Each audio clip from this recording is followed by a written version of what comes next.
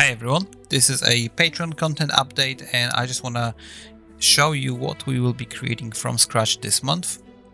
So the patrons voted to learn more about the cone attack spells. So I've got this effect so far, maybe I'll add some stuff to it, but the next step will be to recreating this in Unity and provide you with the content for Houdini and Substance as well, because I want to show you how to generate those cone meshes procedurally, so you can basically decide if you want to like 90 degree, 45 or even 180 degree cone, and you can just reapply the mesh, the material, and you're gonna get a fairly procedural way to create those cone spell attacks.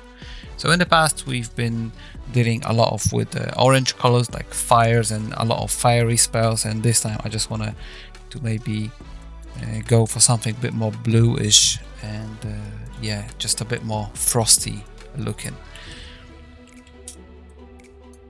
I also want to let you know that we'll be upgrading Unreal Engine version to one of the 4.27 versions, I think the latest one, and for the Unity that will be 2021.2.7 F1. And yeah, we'll be recreating this. So the videos for the Houdini and Substance will be available for the YouTube audience as well, and then for the patrons we're just gonna dive in and create this effect using Niagara in Unreal Engine and the particle system in Unity. And for the Unity we're gonna try to abandon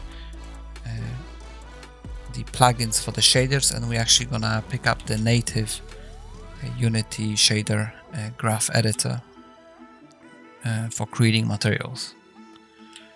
Right, so I hope you're gonna enjoy this content.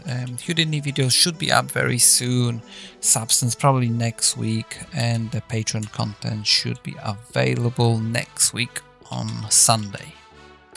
Alright, thank you so much for your support.